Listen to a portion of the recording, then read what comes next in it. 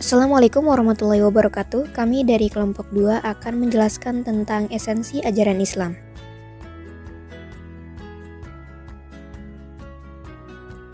Dimulai dari topik pertama, yaitu etika. Etika sering disamaartikan dengan moral dan akhlak, bahkan ada pula ulama yang menyampaikan atau berpendapat bahwa akhlak merupakan etika Islam. Secara etimologis, etika berasal dari bahasa Yunani yaitu ethos dan etikos. Ethos berarti sifat, watak, adat, kebiasaan, tempat yang baik, sedangkan etikos berarti susila, keadaban, atau kelakuan dan perbuatan yang baik. Sumber utama etika dalam Islam adalah bersumber dari Al-Quran dan As-Sunnah. Di dalam Al-Quran banyak sekali dijelaskan tentang aturan-aturan moral yang sangat luhur dan terdapat penjelasan dari apa-apa yang tidak dipahami oleh manusia. Selain itu, ada As-Sunnah yang merupakan pelengkap dari Al-Quran. Di dalam As-Sunnah ini terdapat bagaimana sikap dan perilaku teladan Rasulullah SAW yang dapat kita contoh guna menjadi pribadi atau insan yang memiliki etika serta berakhlak dan bermoral. Pokok-pokok pembahasan etika dalam Islam. Etika sangat berkaitan erat dengan adab karena keduanya merupakan perilaku yang mencerminkan budi pekerti yang baik. Dalam Islam sendiri, banyak adab-adab dan etika yang diajarkan untuk kita terapkan di kehidupan ini. Etika yang diajarkan dalam Islam sangat banyak, namun di sini kami hanya akan membahas etika berpakaian, etika bergaul, dan etika bertamu. Yang pertama adalah etika berpakaian. Wajib menutup aurat, hendaknya tebal, tidak transparan, dan memperlihatkan lekuk tubuh. Tidak menyerupai pakaian wanita bagi laki-laki dan tidak menyerupai pakaian laki-laki bagi wanita. Kemudian tidak boleh isbal atau melebihi mata kaki bagi laki-laki. Dan kemudian yang terakhir haram memakai emas bagi laki-laki. Selanjutnya adalah etika bergaul. Pergaulan dalam Islam lebih menekankan pada persaudaraan. Adapun hal yang dilarang dalam pergaulan Islam adalah menghina satu sama lain, berpikiran buruk atau saling curiga, mencari-cari kesalahan, dan menggunjing. Adapun etika yang harus dimiliki seorang muslim terhadap sesama dalam bergaul adalah mengadakan perdamaian, menciptakan persaudaraan, tidak menghina sesama, menjauhi prasangka buruk, mencari-cari kesalahan, dan menggunjing. Saling mengenal dan berkasih sayang sesama muslim. Kemudian ada etika untuk bertamu. Yang pertama, memakai pakaian yang rapi dan sopan, mengetuk pintu atau menekan bel rumah sebanyak 3 kali, meminta izin dan mengucap salam sebelum masuk rumah, menerima jamuan yang disediakan dengan baik, jangan bertamu terlalu lama, dan yang terakhir memperhatikan waktu jika ingin bertamu. Pembahasan selanjutnya adalah tentang moral. Kata moral memiliki makna dan arti yang berbeda-beda. Dalam Islam, moral diartikan sebagai akhlak karena moral dan etika dalam Islam dipadankan dengan akhlak.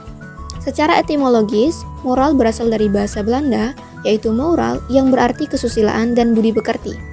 Secara istilah, moral merupakan ajaran baik buruknya suatu perbuatan atau kelakuan.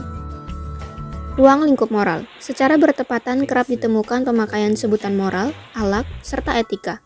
Moral, akhlak, serta etika bersama memastikan nilai baik serta kurang baik perilaku serta perbuatan manusia. Perbedaannya terletak pada tolak ukur tiap-tiap definisinya. Akhlak memperhitungkan perbuatan manusia dengan tolak ukur Al-Quran dan Sunnah. Etika menilai perbuatan manusia dengan pertimbangan akal pikiran, serta moral dengan adat kerutinan yang universal berlaku di masyarakat. Macam-macam moral. Yang pertama, hubungan makhluk dengan Sang Pencipta.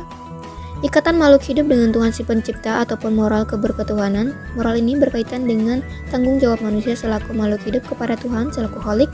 Nilai moral ini diaplikasikan dengan wujud sikap semacam bertakwa kepadanya, meminta pertolongan kepadanya lewat berdoa, berzikir di waktu siang maupun malam, serta bertawakal kepadanya.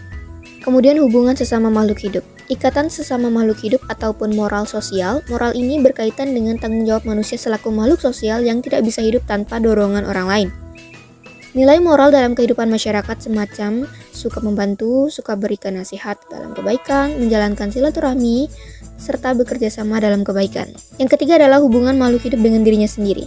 Ikatan makhluk hidup dengan dirinya sendiri alias moral individu. Moral ini berkaitan dengan tanggung jawab manusia selaku makhluk hidup terhadap diri sendiri buat mendukung hidupnya di dunia ini. Wujud nilai moral ini bisa berbentuk perilaku kejujuran ataupun amanah, bertabiat adil, bersyukur atas nikmat yang diberikan Allah, memaafkan orang, serta bersabar tatkala mendapat bencana ataupun kesusahan. Dan yang keempat adalah hubungan makhluk hidup dengan lingkungan alam sekitar. Manusia diturunkan ke bumi untuk membawa rahmat serta kasih sayang terhadap alam dan seisinya. Oleh sebab itu, manusia memiliki tugas serta kewajiban terhadap area alam sekitarnya, yaitu dengan melestarikan serta memeliharanya dengan baik. Pembahasan selanjutnya adalah tentang akidah. Akidah adalah kata yang berasal dari bahasa Arab jamak dari bentuk mufradatnya khulukun yang berarti budi pekerti, tingkah laku, peringai, dan tabiat. Dan menurut istilah akidah merupakan pengetahuan yang menjelaskan tentang baik dan buruknya sesuatu yang mengatur pergaulan manusia dan merupakan penentu tujuan akhir dari usaha dan pekerjaan. Akhlak tidak bisa lepas dari akidah dan syariah. Oleh sebab itu, akhlak merupakan pola tingkah laku yang mengakumulasi aspek ketaatan dan keyakinan sehingga tergambarkan dalam perilaku yang baik. Pembagian akhlak. Yang pertama, akhlak terhadap Allah Subhanahu wa taala. Yang termasuk dalam akhlak terhadap Allah Subhanahu wa taala adalah berucap dan bertingkah laku yang terpuji terhadap Allah Subhanahu wa taala, baik melalui ibadah secara langsung seperti sholat dan puasa, ataupun melalui perilaku-perilaku yang mencerminkan hubungan dengan Allah Subhanahu wa taala. Yang kedua adalah akhlak terhadap Rasulullah Shallallahu alaihi wasallam. Rasulullah merupakan manusia yang paling mulia akhlaknya. Beliau adalah manusia yang menghindari perbuatan dosa, sangat dermawan, memiliki kesabaran yang tinggi, murah senyum dan tidak sombong, dan beliau sangat mencintai orang miskin dan duduk bersama mereka. Yang ketiga adalah akhlak terhadap diri sendiri. Pada agama Islam kita diajarkan untuk menjaga diri kita sendiri meliputi jasmani dan rohani. Salah satunya dengan menjaga organ tubuh kita dengan memakan makanan yang halal dan menjauhi makanan yang haram. Yang keempat adalah akhlak terhadap keluarga. Yang meliputi akhlak terhadap keluarga adalah ayah, ibu, anak, dan keturunannya. Kita harus berbuat baik kepada seluruh anggota keluarga, terutama orang tua. Yang kelima adalah akhlak terhadap masyarakat. Yang termasuk akhlak terhadap masyarakat, yang pertama memuliakan tamu, menghormati nilai dan norma yang berlaku dalam masyarakat, saling menolong dan melakukan kebajikan, menganjurkan anggota masyarakat berbuat baik dan mencegah perbuatan jahat, kemudian memberi makan fakir miskin, bermusyawarah dalam segala urusan kepentingan bersama, kemudian menunaikan amanah yang telah diberikan oleh masyarakat kepada kita, dan lain sebagainya. Dan yang terakhir adalah akhlak terhadap tetangga. Salah satu perbuatan terpuji adalah berakhlak yang baik terhadap tetangga. Berbuat baik terhadap tetangga dianjurkan oleh Rasulullah Shallallahu alaihi wasallam. Dan yang terakhir adalah prinsip dasar akhlak dalam Islam. Dasar-dasar akhlak dalam ajaran Islam adalah Al-Quran dan Sunnah Nabi Muhammad Shallallahu alaihi wasallam. Ukuran baik dan buruknya akhlak dilihat dari dua sumber, yaitu Al-Quran dan Sunnah Nabi Muhammad Shallallahu alaihi wasallam, bukan dari pandangan manusia. Karena jika melihat dari pandangan manusia, baik dan buruknya akhlak itu bisa berbeda-beda.